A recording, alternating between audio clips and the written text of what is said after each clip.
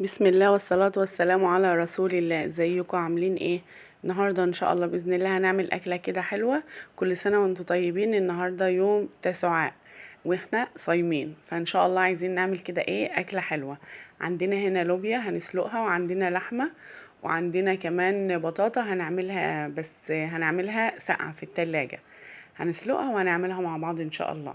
عندنا هنا اللوبيا حطيناها، ده نص كيلو هسلقه وهعمله على مرتين، وهحط عليه بقى ميه علشان اسلقه، احطه على النار يتسلق، وهحط معاه معلقه كمون، ده المكون السحري بقى علشان تطلع اللوبيا حلوه.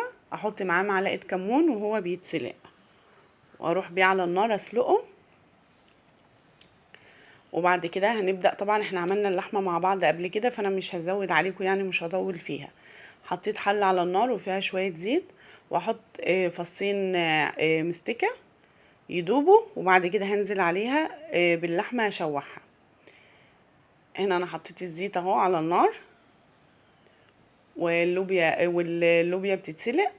جبت اللحمة جهزتها. هي بصراحة اللحمة دي كانت وحشة جدا، مش عارفة جوزي جايبها منين، بس كانت يعني ايه، كلهم غضبوا عليها ومحدش حب ياكلها، فانا اللي اتدبست فيها. عندنا هنا اللحمة هشوحها. طبعا احنا عرفنا بعملها ازاي. هشوحها على الناحية دي والناحية دي لغاية ما تاخد اللون البني، علشان الشوربة بتاعتها تبقى غامقة. هقلبها، ده عظم كده هسيبه ايه للاخر، وهقلبها وهسيبها. احنا قلنا على النار لمدة ربع ساعة على نار هادية، تنزل المية بتاعتها وتشربها، وبعد كده بنزل عليها بالمية. عندنا هنا بقى البطاطا هننقعها في مية شوية علشان تنضف. وهنا الحاجات اللي احنا هنعمل بيها بقى اللوبيا. وهنعمل اصغر صينية بطاطس في التاريخ، علشان جوزي مش بيحب اللوبيا، بيحب البطاطس. هنقشر هنا البطاطا علشان نجهزها نعمل بيها الصينية. صينية حلوة، مش هندخلها الفرن. هنعملها هنسلقها وهنحطها في التلاجة. وعندنا هنا اللحمة زي ما قلت لكم هنحط لها مية. انا جبت لها والله مية من الحنفية كانت سخنة. طبعا انتوا شايفين الحر اللي احنا فيه. ان شاء الله بقى ربنا يأجرنا كده اجر الصيام، ويجرنا من نار جهنم ان شاء الله. وهنا اللوبيا بدأت تستوي، هطفي عليها وهصفيها في مصفى واغسلها واخليها على جنب، علشان لما اللحمة تستوي هبدأ اطبخها. عندنا هنا بقى البطاطا هقطعها. انا قشرتها وغسلتها، وكان حوالي نص كيلو بطاطا. هقطعها قطع علشان اسلقها. نعملها قطع كده مكعبات صغيرة. وبعد كده هننقل اللوبيا زي ما قلنا، وهنا هحط البطاطا تتسلق. هسلقها بكوباية مية بس، كوباية مية واحدة، واحط عليها وهي بتتسلق ربع كوباية سكر. يعني البطاطا نص كيلو ده سلقته في ربع كوباية سكر وكوباية مية، وحطيت عليها شوية فانيليا علشان طعمها يبقى حلو وهي بتتسلق.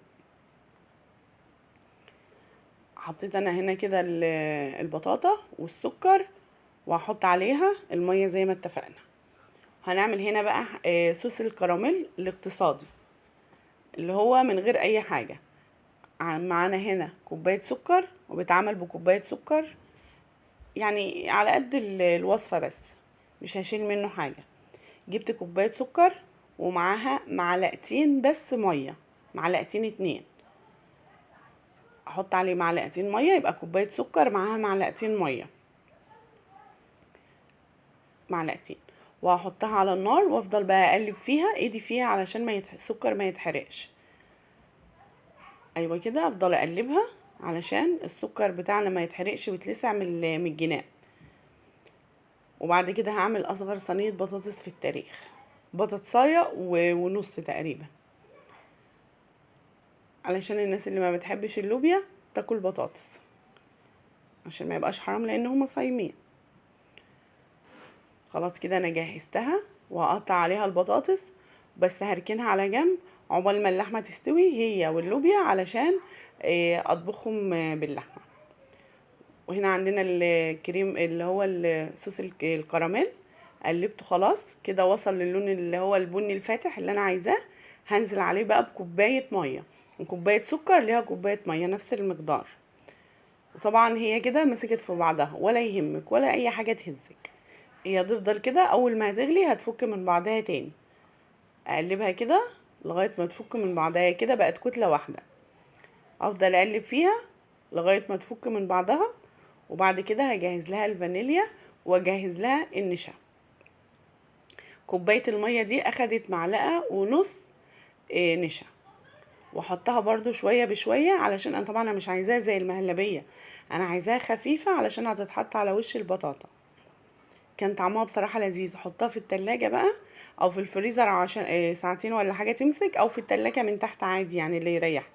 حطيت لها معلقة ونص نشا، بس هحطها شوية بشوية وافضل اقلب فيها. وحطيت لها برضو شوية فانيليا علشان طعمها يبقى حلو. ده الصوص الكراميل الاقتصادي، من غير شوكولاتة ومن غير اي حاجة خالص. اقلبها بقى، افضل اقلب فيها لغاية ما اوصل للقوام اللي انا عايزاه. قوامها هيبقى خفيف مش زي المهلبية. وكده حطيت بقية المعلقة والنص، افضل بقى اقلب فيها. وخلاص انا كده وصلت للي انا عايزاه. اشيلها من على النار، احطها في طبق واحطها في التلاجة علشان تمسك شوية في بعضها. تبرد الاول، تبرد على جنب، بعد كده اول ما تبرد ادخلها التلاجة. انا كده بقلبها كده، الحمد لله وصلت للقوام اللي انا عايزاه، اللي هو قوام سايل، مش ماسكه.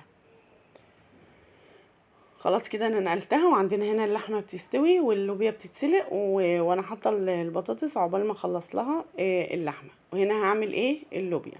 هقطع لها بصلايه وسط بس، واحط عليها طبعا الزيت، واخليها اللون بتاعها يصفر، يبقى لون اصفر يعني، يا دوب تدبل كده وتصفر بس. انزل عليها بالطماطم، مش عايزاها تبقى غامقه